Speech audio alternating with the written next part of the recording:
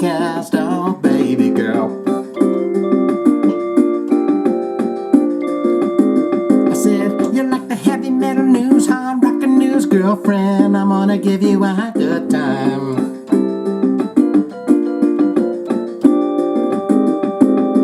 I'm gonna tell you all the news stories of this week and next week and maybe, baby, every week. Yeah, girl, you know I'm gonna do it. This is called the Jive Talk. It ain't jive squawk. It ain't nothing but a good time, baby girl. Sweetie, baby, honey, baby, sweets. Yeah, I'm a sweet treat. So come on, baby, let's jive. Jesus, God. I'm getting so goddamn good at this.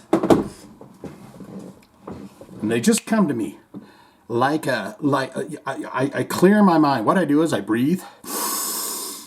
I close my eyes and I say, what the fuck am I going to do with this podcast? What am I going to do?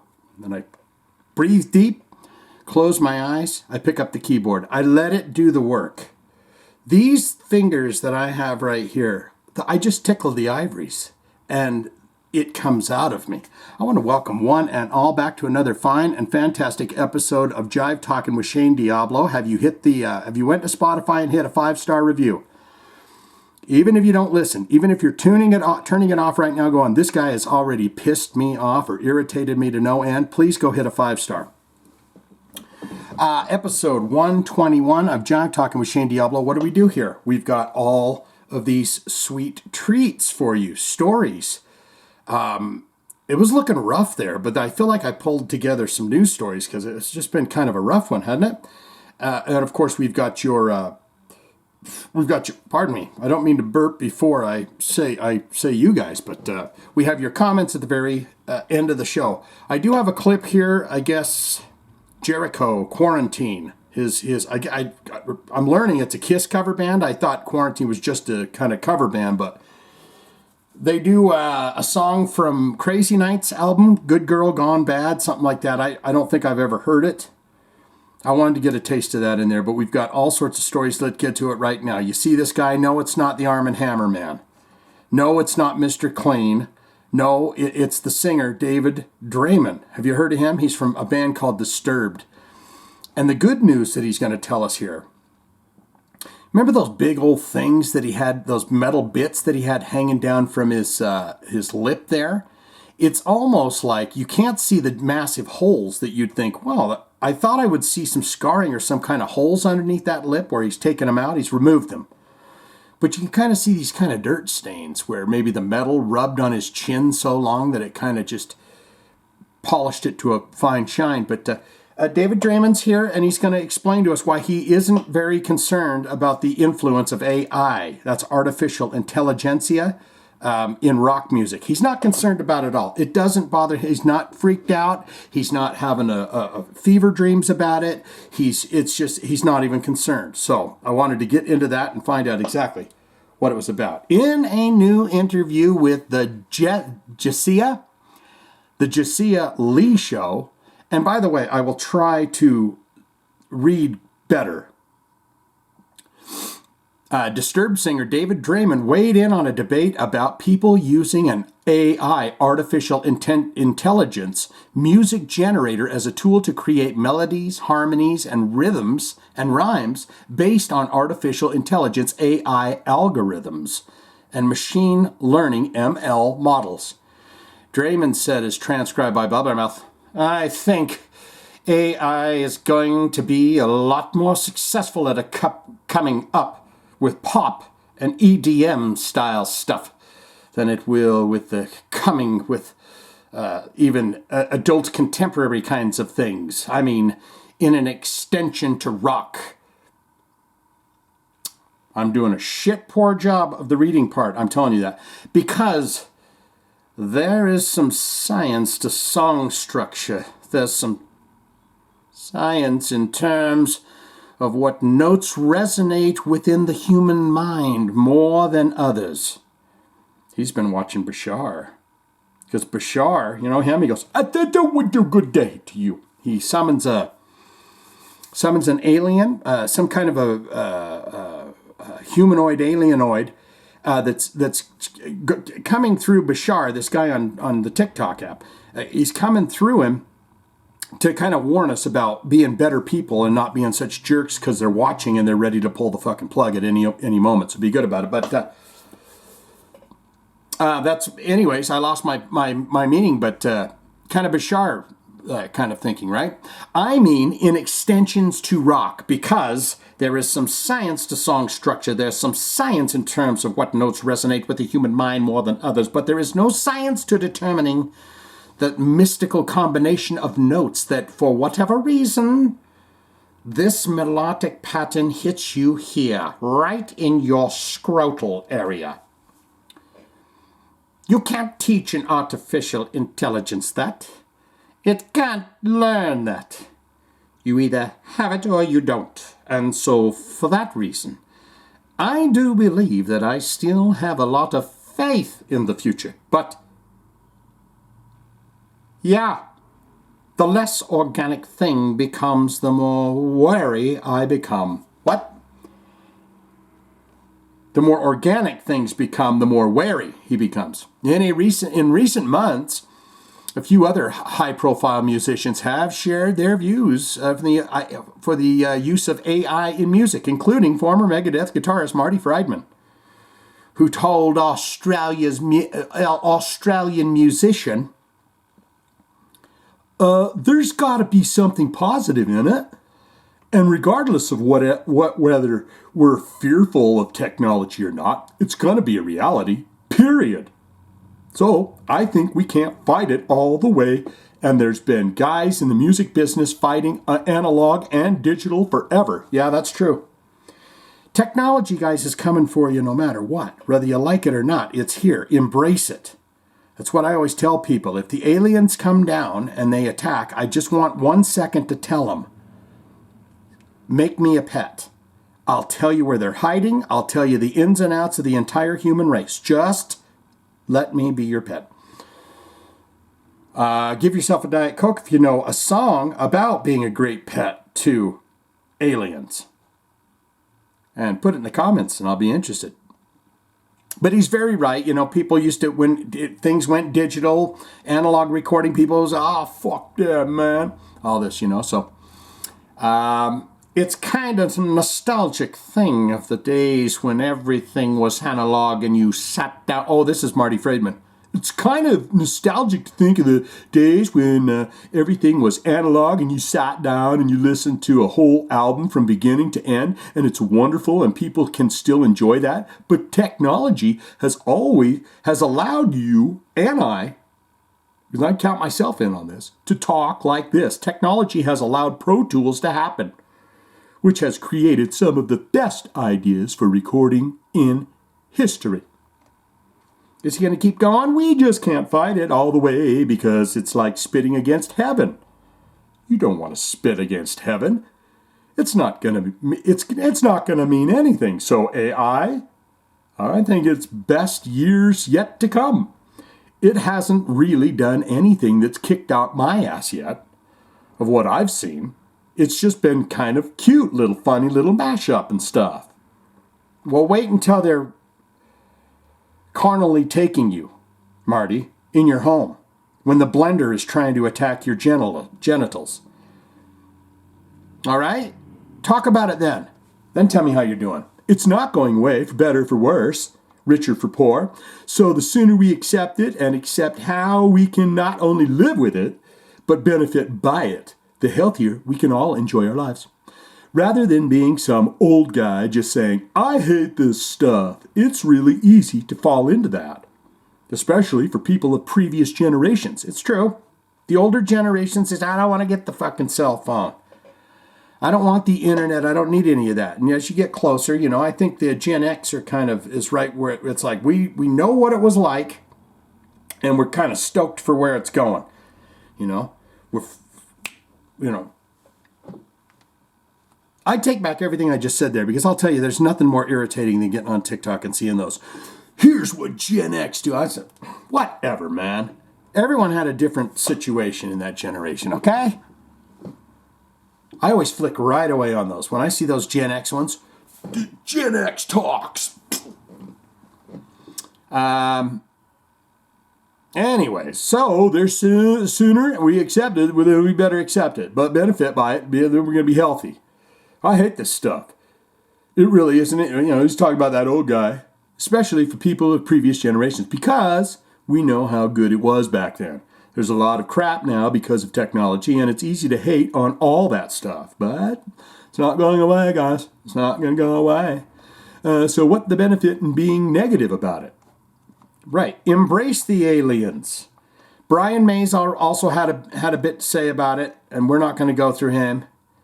He's just saying, oh my goodness. Boy, if Freddie was here, he'd shit in his shorts.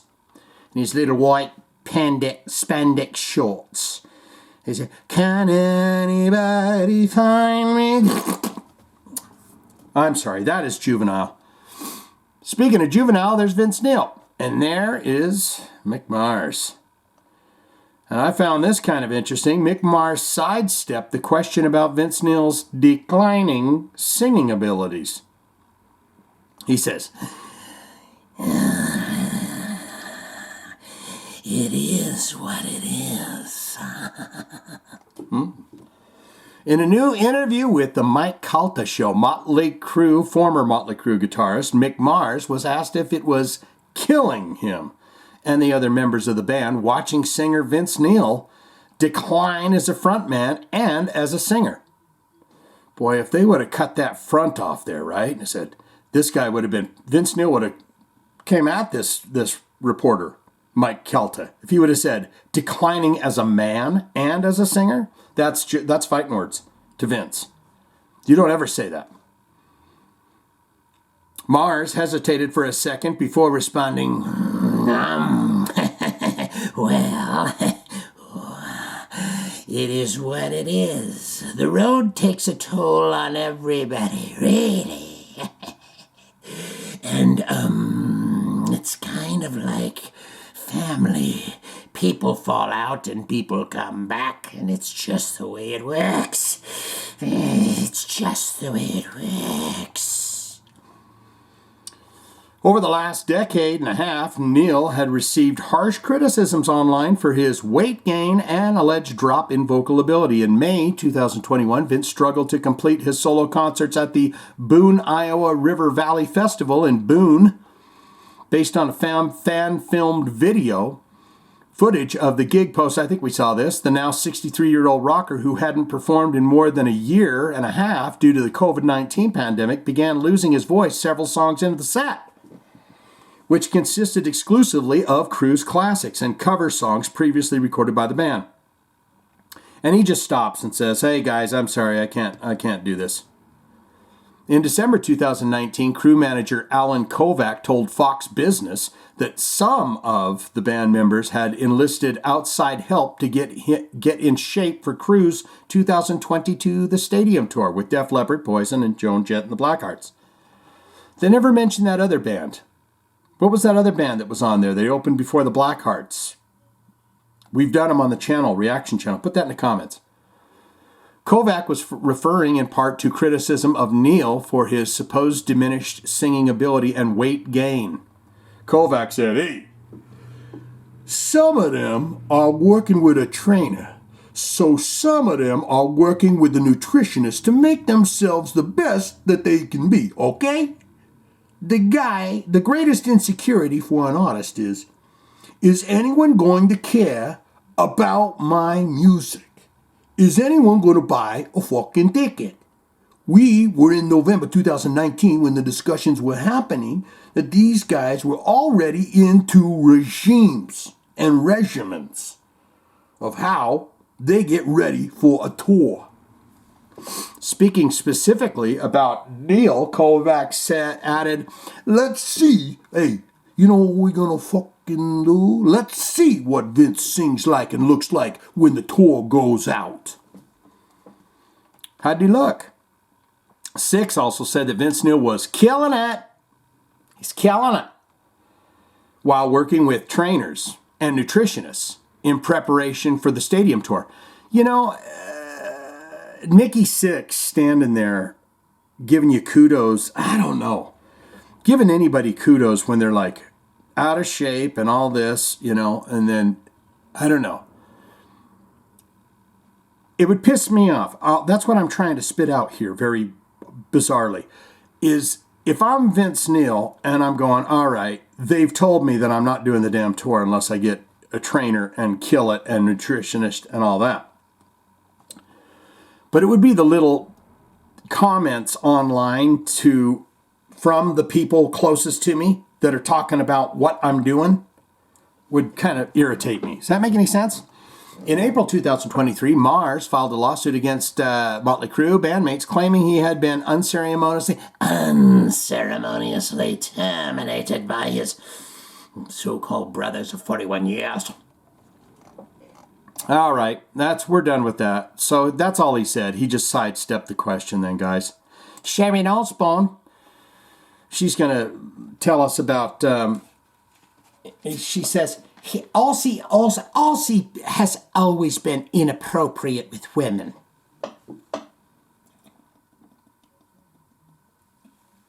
He is the Prince of fucking Darkness.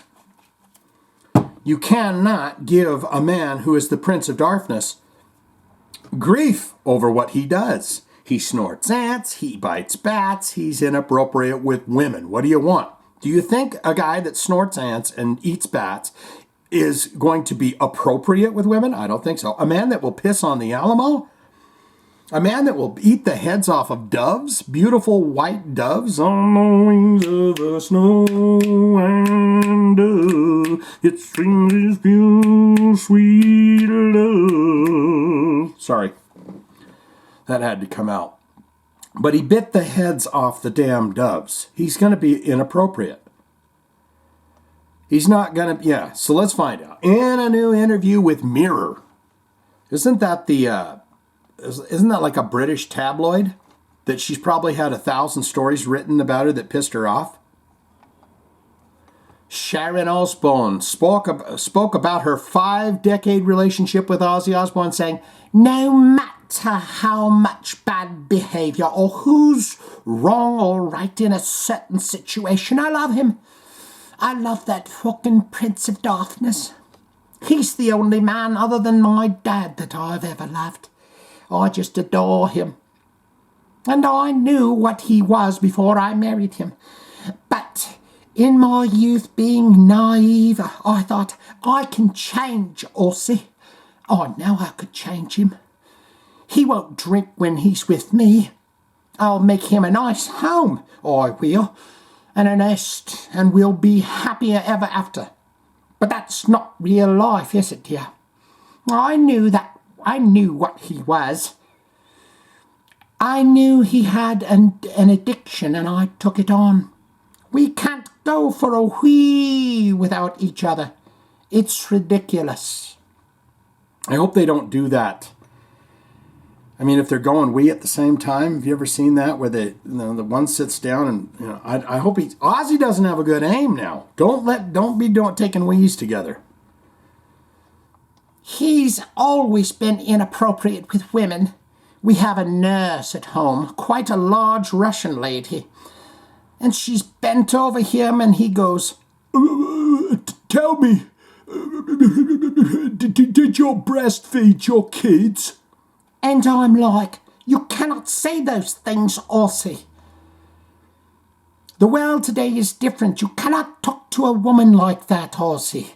You can't get in trouble. He goes, but for what? Because he don't know. He said, well, what did I say wrong? I was asking her if she used them big jugs to milk her kids. Or give milk to her children. Sustenance. But for what? There's no filter at all. He's got Tourette's. With the truth, it just comes out. Okay.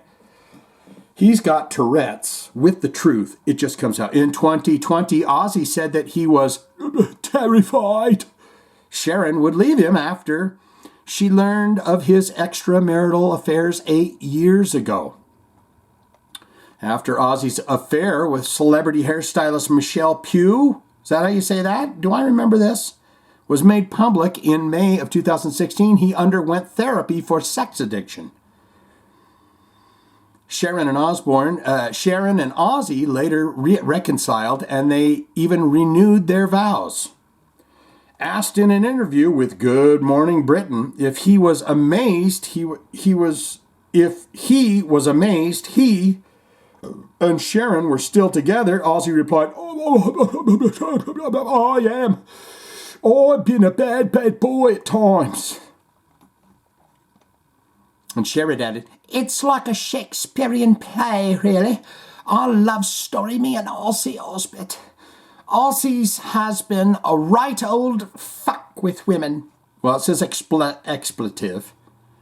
Ozzy has been a right old expletive with women. Pressed about whether he feared Sharon would leave him the last time he was caught cheating, Ozzy said, oh, absolutely. I was terrified.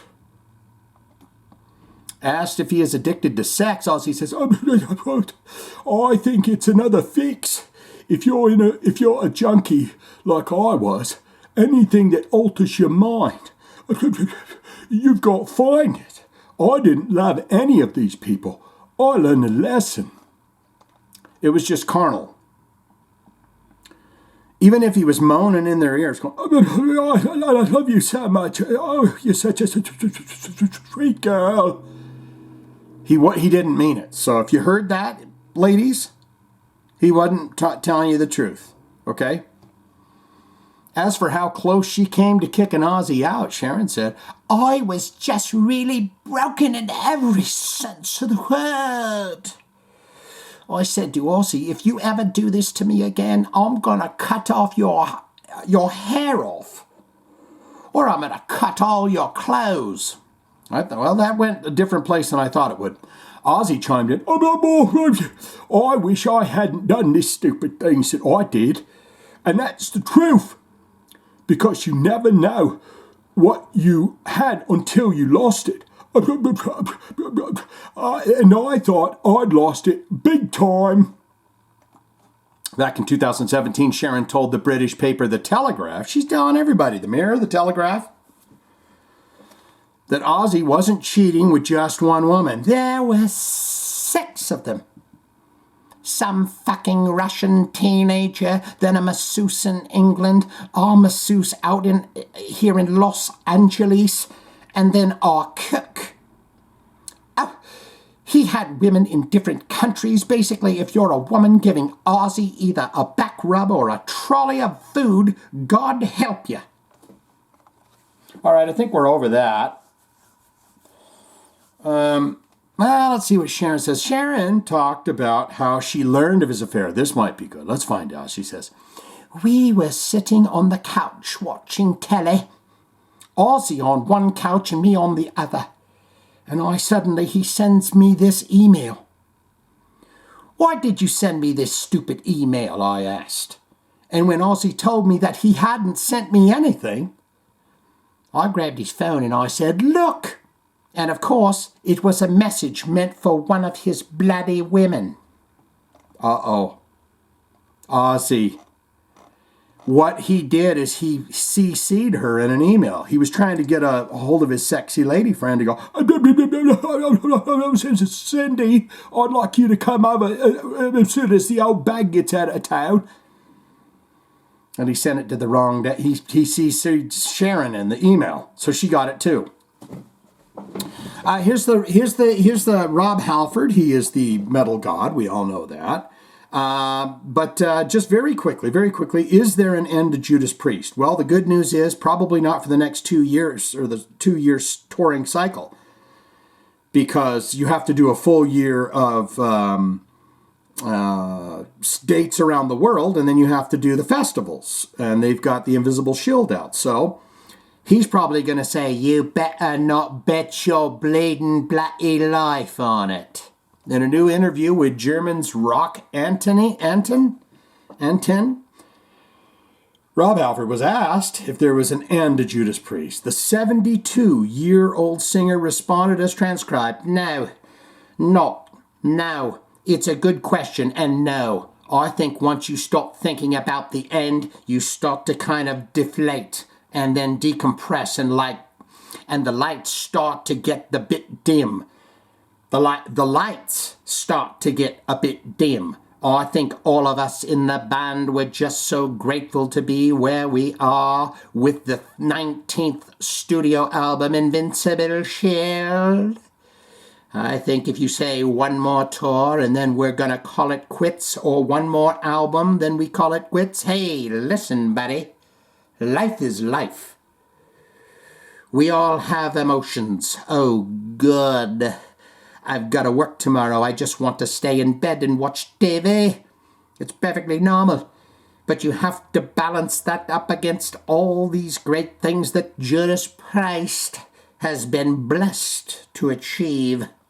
There you have that. So the answer is not going to do it. Ace Frehley, got to get into Jericho and stuff, and then into your comments, guys. That's most important to me.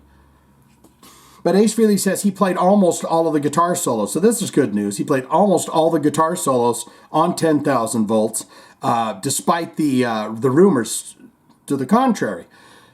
I didn't know this was even happening, that people were talking. I just thought the album was pretty solid as a rock record goes, and I didn't really dive that deep into the solos. Ace Frehley has shot down rumors that most of the guitar work on his latest album, 10,000 Volts, was laid down by his collaborator, Trickster guitarist. Yes, you guys, Miss Althea and you all told me about this. Steve Brown, the original Kiss guitarist, told Ultimate Classic Rock, "Wow, listen to the previous album by Steve Brown. Do they sound like this record? I don't think so, buddy. No one. Number one, I'm doing all the vocals. Number two, I'm doing the majority of the solos. You know, Steve grew up idolizing me, okay, buddy? And he's a wonderful human being, and a great producer, and a great engineer, and a great guitar player, and a singer, and a songwriter." Well, however you collabed with him, buddy, he did a great job. It's a wonder he wouldn't have put that stuff out himself, but you know, that's a songwriter, that's a producer. And working with him was such a pleasure. Sometimes he'd go up and his solo idea, and I'd recreate it. I thought you said you just let your fingers do the talking. So what you're saying is he ripped out a solo and then you did something completely different. Because he's been studying my guitar style since he was a little teeny tyke, or a little kid, you know? Frehley did admit that Brown played a couple guitar solos on 10,000 Volts, explaining, "Yeah, he's only 50 or 51, I'm 72, so a couple of times he laid down a solo, but he played it like me, in my style, because he studied my style his whole fucking life. Didn't study anybody else, he totally studied my kind of style, the way I do it. As far as I'm concerned, it really doesn't matter who plays what, you know? As long as the cut sounds great." A couple of them, I thought Steve laid down so well that I said, let's just keep it. But that's as far as that goes. I played the majority of the guitar solos on a record. Absolutely. So there you have that. And he'll club you with that guitar right away. You come at this man and tell him he didn't play all the solos that he says he just damn told you that he played on his damn album, and watch him give you a swackins with that. You guys watch the video that we did where he accidentally, or was that in the last episode, where he smacked off his pop whiz banger, his smoker, and his guitar at the wrong time? Let's get into Chris Jericho here. I don't want to get into all this ring-a-ding, but I did want to find out what the song was from. Fozzy Rockman, the Chris Man Jericho, 1980s Kiss cover band Kuarantine, has released its version of Good Girl Gone Bad, a classic hidden gem from the Kiss songbook. Well, I told you I've never heard this song, right? Didn't you hear me say that? So they definitely hid this gem.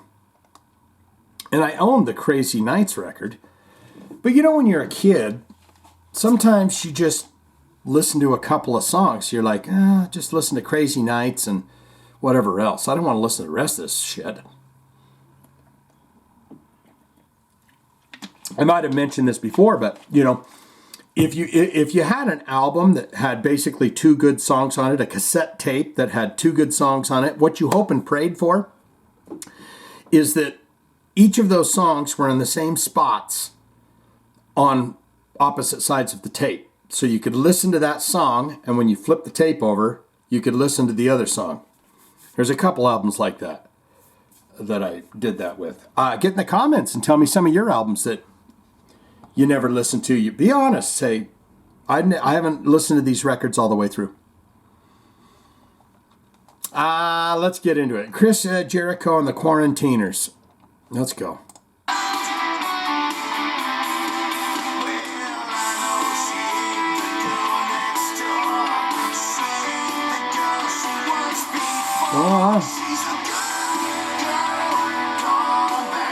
Oh, maybe I do remember this song.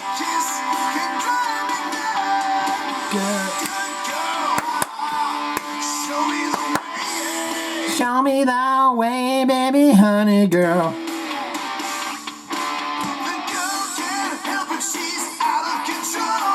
The girl can't help it, she's out of control. All right, we're done with that. We're done with that. Let's get into your comments. That's right. The best part of the whole damn podcast is when you get in the comments below and tell me what you thought of the last episode. So if you want to take part, do so.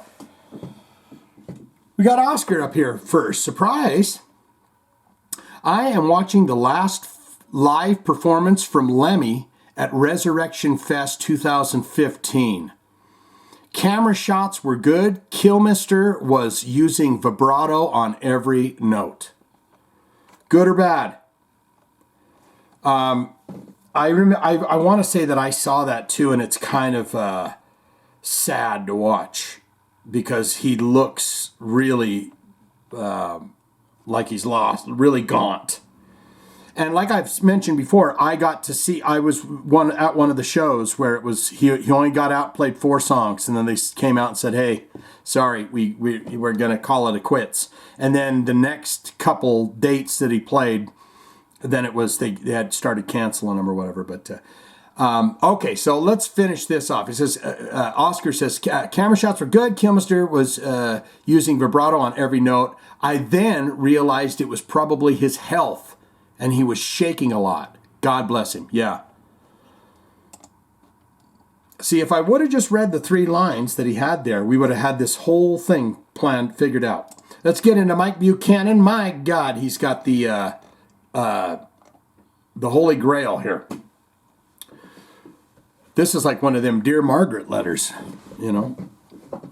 Mike Buchanan, he says, as I write, this is St. Patrick's Day. So, with that, I give you a double feature movies that are bad, but we love them anyways. Leprechaun 4 in space and Leprechaun in the Hood. Oh, Leprechaun 4 in, here's Leprechaun 4. In 2096, on a remote planet, the Leprechaun courts an alien princess named Zarina in a nefarious plot to become king of her home planet. The two agree to marry, with each partner secretly planning to kill the other after the wedding night. In order to enjoy the marriage benefits, a peer from the leprechaun's gold and jewels for the princess, undisturbed. I don't know if I got all that or not. Whenever someone lists so bad they're great movies, Leprechaun 4 in space should always be there. This is his Leprechaun in the Hood. And is Snoop Dogg going to be in it? Leprechaun in the Hood in Los Angeles, California. Mac Daddy Onassis. A slug discover a hidden room full of gold, along with a leprechaun that has been kept as a statue by a medallion on its neck. Mac Daddy, well, they got to have the necklace, right? They're hip hoppers. You got to have the bling bling necklace. Mac Daddy takes a gold flute. But Slug, what does he do? He removes the medallion, freeing the leprechaun, who then kills Slug. Well, Mac Daddy manages to trap the leprechaun with the medallion again before leaving with the flute. 20 years later, a wannabe rap artist free the leprechaun again. Fast forward through most of the movie and check out the leprechaun rap video at the end. That alone is worth watching this movie. Grab your favorite beverage, sit in your favorite chair, pop some popcorn, and press play. Mike Buchanan says here, weird or just plain creepy, but you mentioned Air Supply with Sebastian Bach. See, I'm paying attention. And over on the right side of the screen where YouTube has its videos for you to check out is the Air Supply with Sebastian Bach. No shit. I'm thinking YouTube is listening. I wish they'd listen and fucking get me some cash rolling in and get me some subs, man. What the hell's this thing?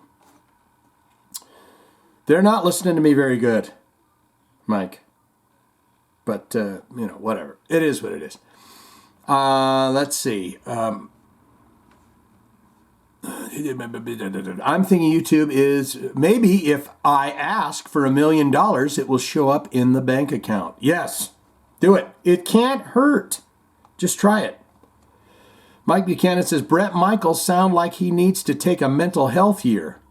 Dude just needs to slow down and enjoy a new hobby, like maybe painting with Bob Ross. The guy's voice can soothe the savage soul. I used to go to sleep to it. It was, you just keep it, have the episodes running, on Netflix when it was on there. It's just peaceful. I think Bob Ross is actually on one of them apps that you can get, relaxation apps. And to think Bob Ross was once in the Air Force. Can you imagine Full Metal Jacket with Bob Ross as the drill sergeant? Oh, yeah. What was that line? Steers and,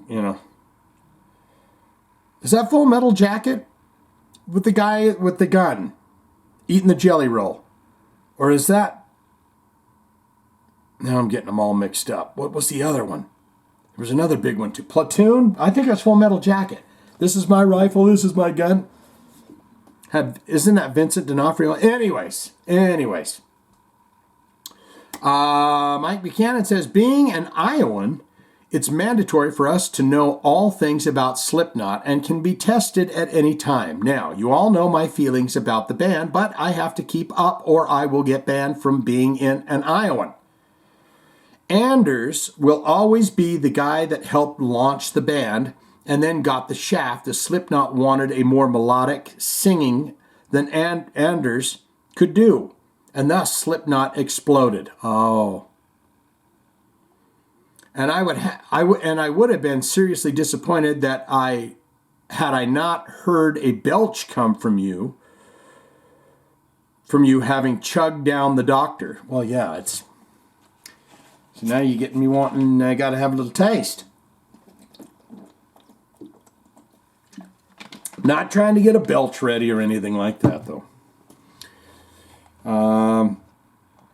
Mike Buchanan says, let's see if I've seen Zach live with Ozzy. Let's see. I've seen Zach live several times with Ozzy, with Black Label Society once, never as a solo artist, never with Pantera.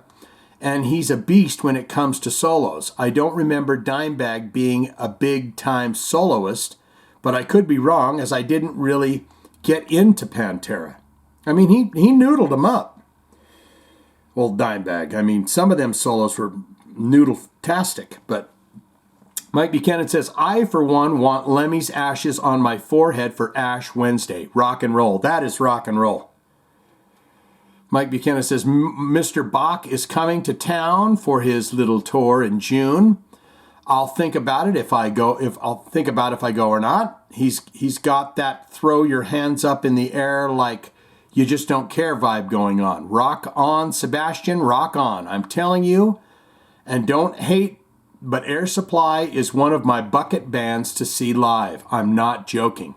Really? Well, the good news is they sound pretty damn good, those voices.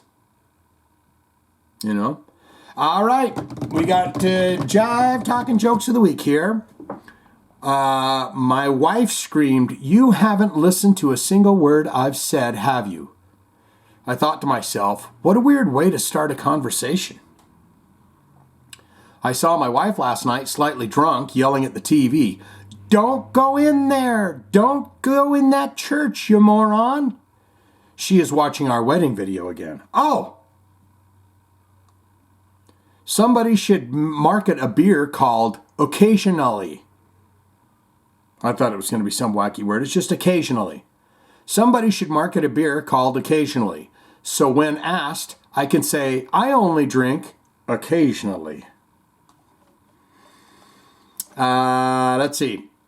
I called up my landlord and said, "Hey, I got a leak in my sink." He said, "Go ahead. I'm not judging." Oh, really? The landlord thought you called him just to say you're going to take a piss in your sink. Oh, what did that? I saw this guy and he had a shirt in his hand.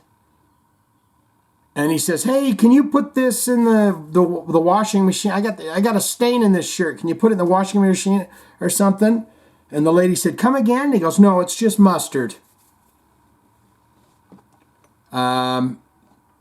What kind of dog lives in a toilet? Poodle. My son wanted to know what it was like to be a parent, so I woke him up at 2 a.m. to tell him my sock came off. And it's weird when they're like 20. They're like, "Dad? Hey, Dad, are you awake? Dad. Then they kick the bed, "Hey, my sock fell off. Can you put it on?" Why is it cheaper to throw a party in a haunted house? Because the ghosts will bring the booze. What do you call a ghost's boobies? Paranormal and titties. There you go. Well done. Did I give old Oscar a hard? Yeah, okay, we're doing good there. Zayas coming in. I find it macabre and offensive to have Lemmy's ashes displayed, especially when most in attendance only know one Motorhead song. 100% against it, and I am only a casual Motorhead fan. Laying it down. He's got a stance. Miss Althea here she comes. She says the Dumbstruck Fool says opening theme and JT episode stats.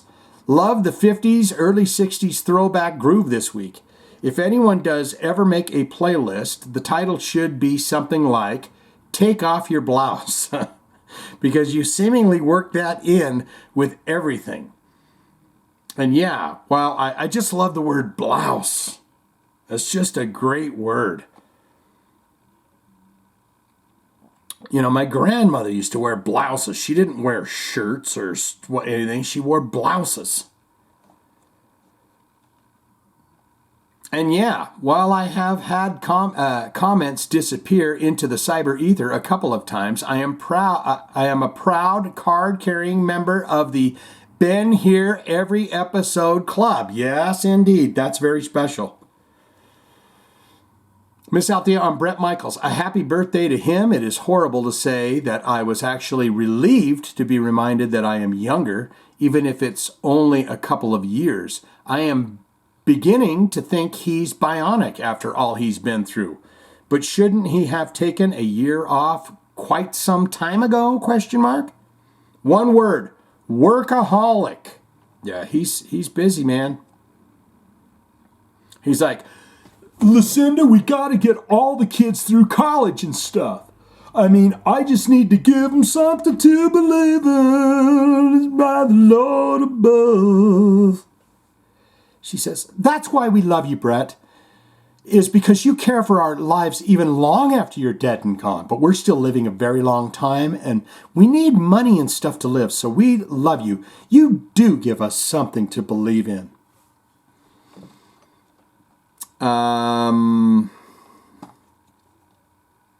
Let's see, workaholic. Brett Michaels, the workaholic. Where am I, guys? I'm just, there it is. One word, workaholic. Even if he's not on stage, you can be sure he will keep his fingers in many pies, as he is an entrepreneur and stays just as busy behind the scenes. Yeah. Hey, we need another 100 of them party gras shirts printed stat. He's doing it all. Did you get those postcards in the mail thanking each and every person? I told him I do that. That's what I do. Zach Wild, Miss Althea, or Anders Kolsefny. I have actually never heard of the guy prior to this story, but then again, I am not a Slipknot fan and not well read on them in the least. And are we sure that dude was wearing a cat head? It kind of looked more like a bulldog to me. Oh, did it? Okay. I thought that the pokey ears is what made me, I was thinking that it was a cat. Miss Althea on Zach Wild. The story seriously could have just been left at his statement of, obviously, I'm going to play how I play. Yeah, duh. It's not like he's a session off the street, period. What? I miss him. Yeah, it's not like he's a session off the street, period. I am otherwise simply reeling over the horrible omission of the word label. Yeah. They called him Black Society. From his own band name. I guess someone fell asleep in the proofreading department at Blabbermouth, or wherever you pulled that piece from. Yeah, it's all Blabbermouth. Miss Althea on Lemmy. Trying to wrap my head around one part of his ashes going from being put in bullets and distributed to a select group of people to other parts basically going on tour. Yeah. Remember we talked about that? He's got the bullets. Rob Halford has one. Ricky Rackman. I don't think we mentioned him, but Ricky Rackman had one. Although, who doesn't love Ricky Rackman? Come on, he's Headbangers Ball. Love to hate. Love to hate. Please tell me they're not writer notes with specifications about not putting them next to water or any kind of liquid for that matter, unless it's Jack Daniels. Yeah. Man, he drank that stuff day in, day out. That Jack Daniels and cigarettes and everything. It's a wonder he made it as long as he did. And, you know, it was colon cancer. So that tells you right there, Lemmy ain't going in. You ain't gonna put your fucking fingers in my ass, pal. I'll tell you right now. I'm the guy that sings Ace of Spades. You're not gonna stick your fingers in my ass, dude. And it's important that you have that done. When you hit a certain age, you go and have your prostate checked and you go in for a colonoscopy. It's very important. And it was...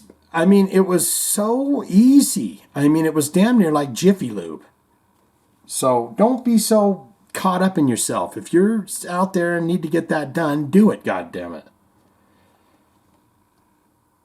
You got to get a hernia checked. You go in for a physical because you got to drop trow and let them fill your nuts and everything else for a physical. Someone's going to say, Shane, I haven't had a physical since my mother made me in 6th grade. Miss Althea, Sebastian Bach with Air Supply. The absolute proof in the pudding that he is a stage whore. And my evening was officially blown by him spouting out Lost in Love. That song makes me feel some type of a way. Not a good one. Uh-oh. Mike, she's not a fan of Air Supply. I think that's the only 2 songs I know from him, to be honest with you. Lost in Love and the other one.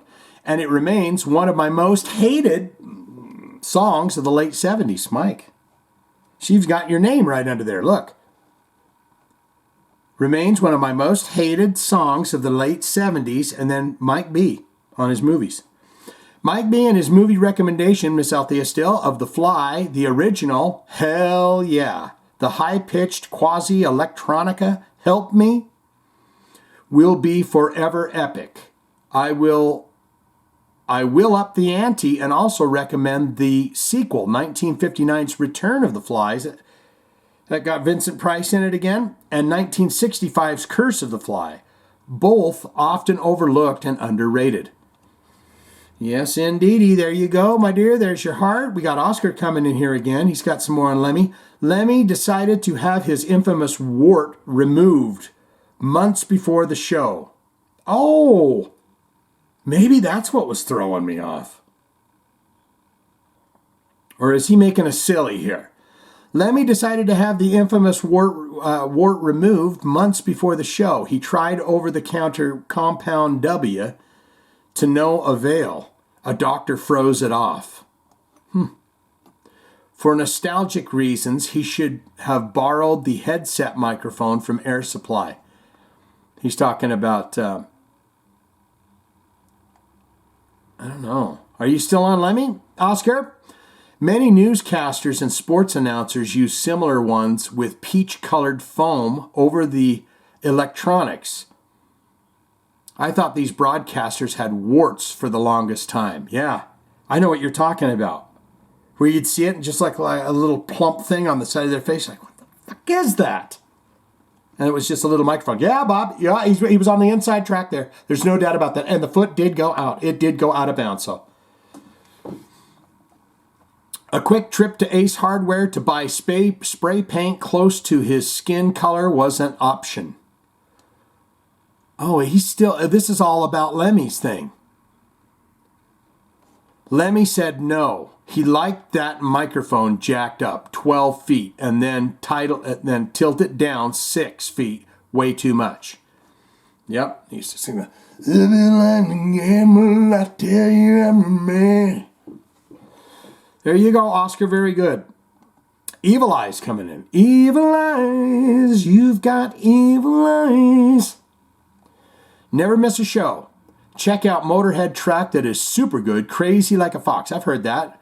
That's a great tip for you, Shane. All right, buddy. There's your heart. Jolly Jake Glavelle coming in here. You're really old when you extend a pointer finger and make a circular motion in a counterclockwise fashion to indicate making a call on a phone. Yes, that's a rotary phone. You stick your finger in the hole. And I'll explain this to anyone that doesn't know what that circular rotary thing is with you stick your finger in. It has the numbers in each hole, 1 through 0, 1 through... And so if you have, 9, 8, 8, 3, 7, 2, 2, 2, 2, you stick your finger in the 8, and you got to bring it all the way around. And then it goes... And then you go to the next number, and you pull it over to the thing, and then it goes... So you are extremely old if you're not doing banana fingers or hold it out, but you're doing like a circle or something going, anyways, Bob, I just, Good job there, buddy. And Sticky Doll coming in. Let's revive the Jerky Boys. There needs to be more politically incorrect comedy brought back into today's society. Everybody is way too damn uptight. I used to just love the Jerky Boys. And they got clever there too, where they started placing, by the third record, they weren't making calls to businesses anymore. Yeah, Jerky, yeah. What do you want? I'm calling on the ad. You need someone to paint? I paint. I'm the best fucking painter you ever see. And they started having people call them. They put classified ads in. I mean, it's not for everybody. I'll give you that. But it was dumb fun. I love stupid. Dumb fun. Sticky, there is your heart, and we get on out of here. Okay, I've got the keyboard. I'm not going to spend too much time on any of this, but I am going to tell you that get out there. Seize the opportunity. Take advantage of, the moment.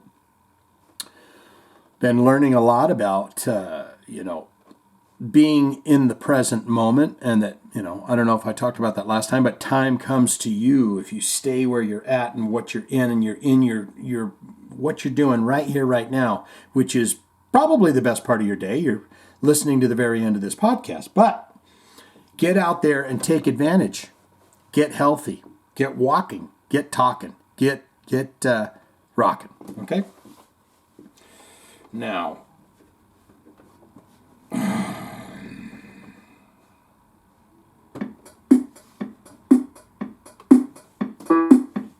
all right, we're not.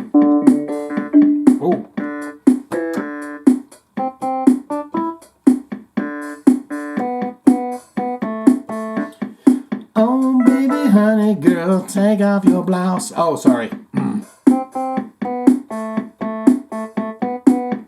Jive talking, we had some fun. We're gonna do it again, my honey bun. Gonna do it, gonna really go. Gonna hope for some hard rock and heavy metal news that doesn't blow.